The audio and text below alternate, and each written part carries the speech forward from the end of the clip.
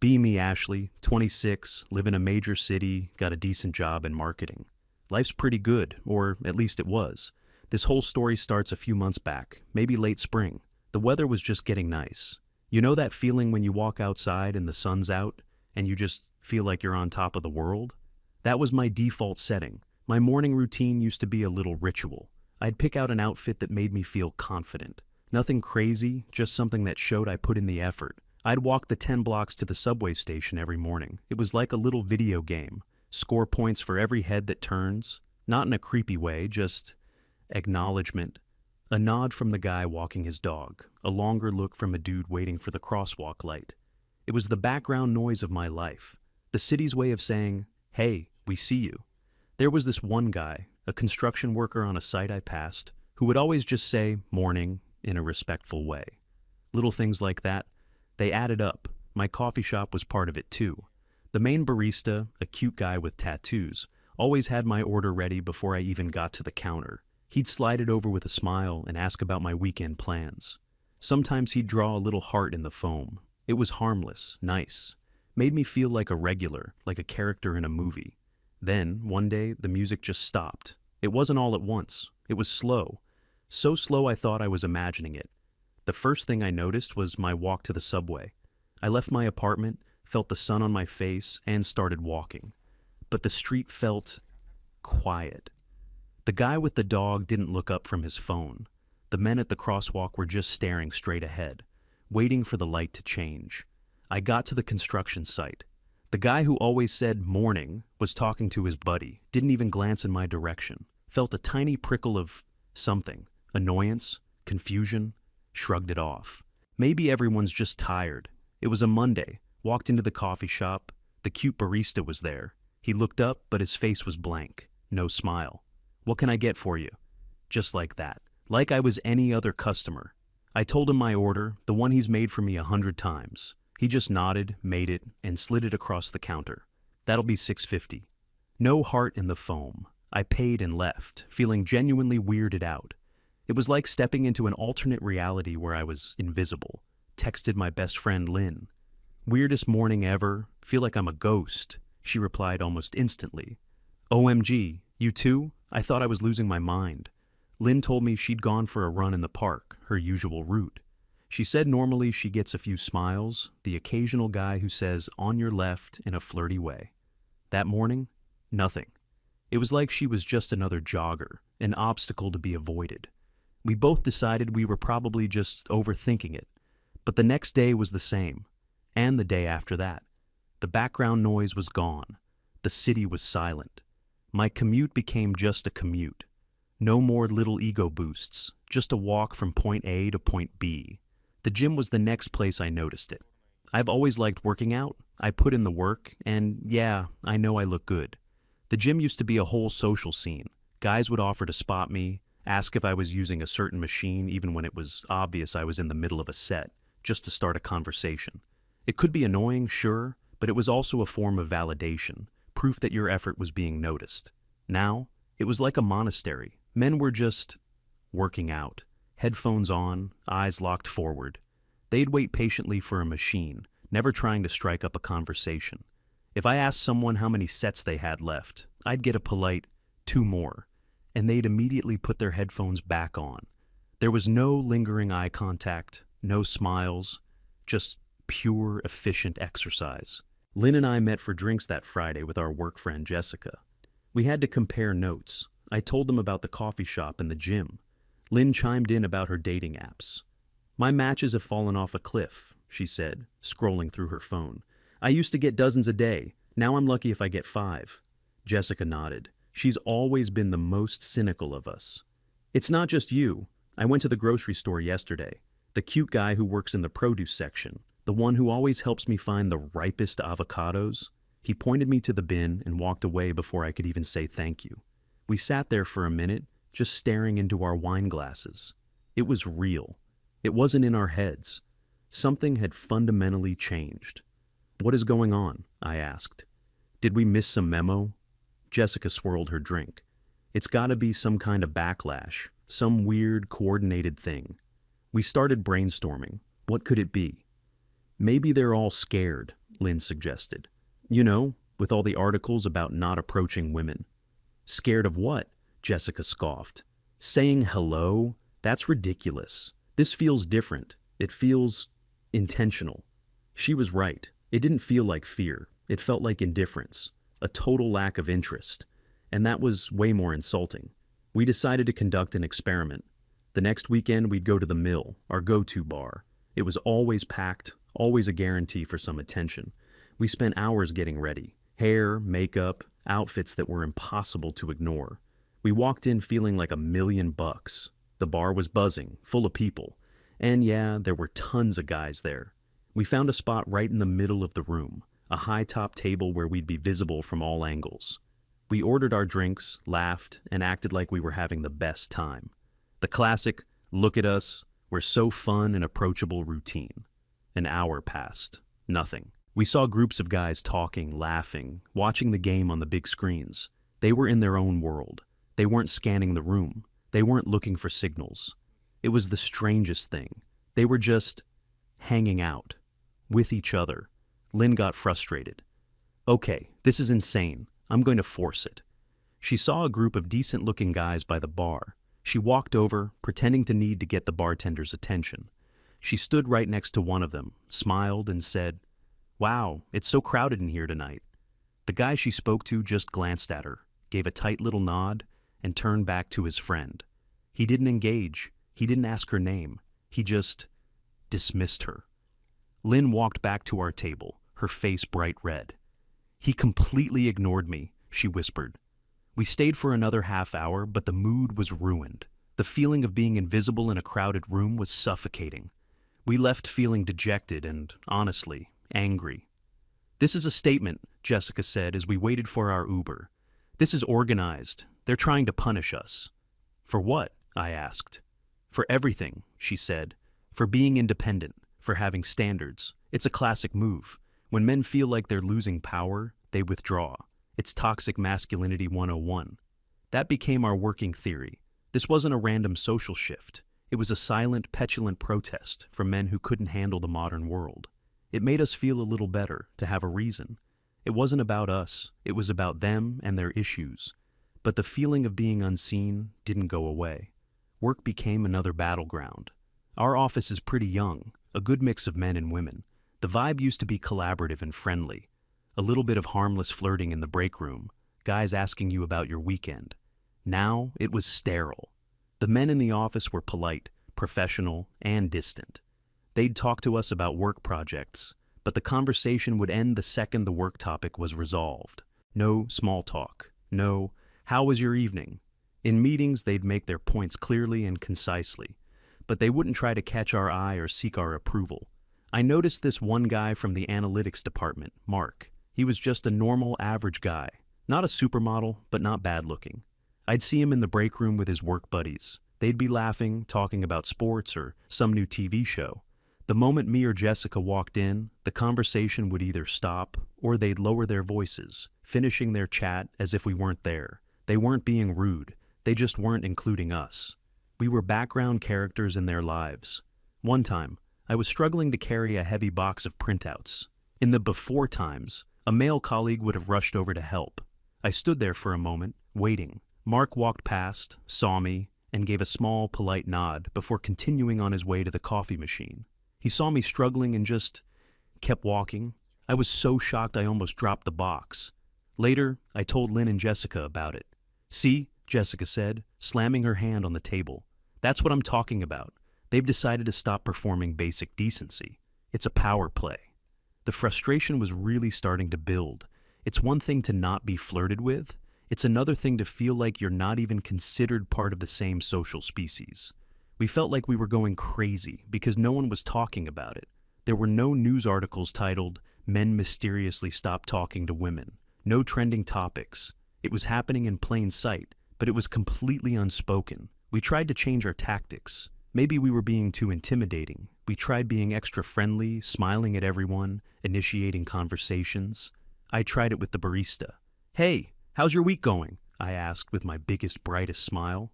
"It's fine, $6.50, he said, not looking up from the register.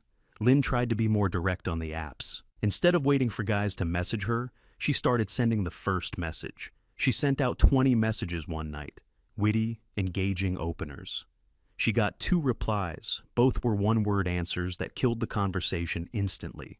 We were putting in all this effort, and we were getting nothing back. Less than nothing. We were hitting a wall of pure apathy. The world had been a certain way our entire lives. We understood the rules. We knew how to play the game. Now, it felt like the other team had just packed up their ball and gone home without telling us. And we were left standing alone on the field, wondering what the hell had just happened. The anger started to curdle into something else. A kind of low-grade despair. Going out wasn't fun anymore. Posting a cute picture on social media felt hollow when you knew the guys who used to flood your DMs were no longer looking. Our confidence, which we thought was self-generated, turned out to be propped up by 1,000 tiny daily interactions we had taken for granted. Now that the props were gone, we were wobbling. One night, the 3 of us were just sitting in my apartment, scrolling through our phones in silence. The silence was the point. No notifications, no messages, no invites. "I hate this," Lynn said quietly, throwing her phone onto the couch. "I feel so lonely." I knew exactly what she meant. We were surrounded by people in a huge, vibrant city, but we felt completely and utterly alone. And the worst part was, we could see the men. They were right there. They were at the next table in the restaurant, in the apartment across the street, on the other side of the office. They weren't gone. They were just done. Done with us. "We have to do something," Jessica said, her voice hard. "We can't just let them get away with this. We have to make them see what they're doing." That's when we came up with the idea for the video. The idea that we thought would change everything. The idea for the video started as a joke, almost. We were complaining as usual, and Jessica said, "We should make a TikTok about it. POV, you're a woman in 2025 and men have decided to stop existing." We all laughed, but then we stopped. It wasn't actually a bad idea. Not a joke TikTok, something serious. A video essay, a call to action. We spent the next week planning it out. We wanted it to be emotional, powerful. We wanted to articulate the feeling of being erased. We set up my phone on a tripod in my living room with good lighting. I went first. I talked about how the small daily courtesies were gone, how it felt to suddenly become invisible. I tried to sound reasonable, concerned. Lynn talked about dating. She spoke about the sudden drop-off in interaction, how it felt like she was shouting into a void.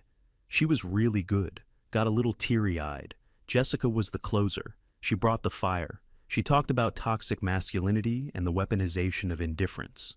She used phrases like silent treatment as a form of control and a collective act of passive aggression. She framed it as a serious social issue, a deliberate and hostile act by men to put women back in their place. We edited it together, added some sad piano music in the background, and posted it. We used all the right hashtags. Washter modern dating, Washbar feminism, Jaharsh toxic masculinity. Where have all the men gone? Then we sat back and waited for the wave of support to roll in. The first few hours were exactly what we expected. A lot of women commented, "This is so true. Thank you for speaking out. I thought I was the only one feeling this." We were getting validation from our own side. It felt good. We felt seen, at least by each other. The views started climbing, 1,000, 5,000, 10,000. Then the men started showing up in the comments. It wasn't the angry defensive backlash we expected. It was something far weirder. It was calm, almost amused. "Yep, looks about right. Glad you finally noticed. We've been telling you for years. You wanted us to leave you alone, so we did. What's the problem? Oh no, the consequences of our own actions. Anyway." There were hundreds of comments like this. No rage, no insults, just calm, detached agreement. It was like we'd thrown a punch and hit a ghost. Our anger and passion were met with a collective shrug. We tried to engage in the comments. Jessica replied to one guy, "So, you admit this is a coordinated effort to punish women?" He replied back in minutes. "Punish? No, it's just self-preservation. The game is rigged. We just decided to stop playing. It's not that deep." The "it's not that deep" part was what really got to me. To us, this was a massive, earth-shattering shift in the social dynamic. To them, it was just a practical decision. The video stalled at around 20,000 views. It didn't go viral. It didn't start a national conversation. It just became another little piece of content floating in the digital ocean, a small echo chamber for women who felt like us, and a source of mild amusement for the men who saw it. The failure of the video was a bigger blow than the silence on the streets. We had screamed our pain into the void, and the void had just whispered back, "Okay." After that, something broke in our little group. The anger started to fade, replaced by a dull, persistent sense of defeat. We stopped going out as much. What was the point? To sit at a table and be ignored? We could do that at home for free. Our conversations became repetitive. We'd just rehash the same points, the same frustrations. Jessica got angrier, more militant in her views. She started seeing misogyny everywhere, in every interaction. Lynn just got sad. She deleted her dating apps and started spending most of her weekends watching TV shows alone. I was somewhere in the middle. I wasn't as angry as Jessica, but I wasn't as resigned as Lynn. I was just empty. I felt like I was grieving for a world that I hadn't even realized I loved. I missed the flirting. I missed the compliments from strangers. I missed the feeling of being desired, even in the most casual ways. I had always told myself I dressed for myself, I worked out for myself. But if I was being truly honest, I was also doing it for the reaction, for the feedback. And now that the feedback was gone, I felt like I was performing to an empty theater. My motivation was plummeting. A couple of months passed like this. A long, quiet summer. The new normal had set in. I no longer expected the barista to smile. I no longer looked around the gym to see who was watching. I had adapted. I had accepted the silence. The climax of this whole thing wasn't some big, dramatic event. It was a Tuesday afternoon. I had to go to a different part of the city for a meeting. I was running late, so I decided to take a cab instead of the subway. The meeting was in a neighborhood I rarely visit, more industrial, fewer high-rise office buildings. After the meeting, I decided to walk a bit before finding a cab. I passed by a small hardware store. The door was propped open. Inside, I saw a guy behind the counter, probably in his 30s, talking to an older male customer. They were both laughing about something. I needed to buy some picture-hanging hooks, so I went in. As I walked in, the guy behind the counter looked up, and he smiled. It wasn't a flirty smile, it wasn't a customer service smile, it was just a genuine, friendly smile, a human-to-human acknowledgement. "Hey there," he said. "Can I help you find something?" I was so stunned I forgot how to speak for a second. Yeah," I finally managed. "I need some hooks for hanging pictures." "Right this way," he said, and led me down an aisle. He showed me the different options, explained which ones were best for drywall, which were better for plaster. He was just being helpful, normal. He wasn't trying to impress me. He wasn't being cold or distant. He was just a regular guy doing his job in a friendly way. I picked out a pack of hooks and went to the counter to pay. As he was ringing me up, he said, "Big decorating project."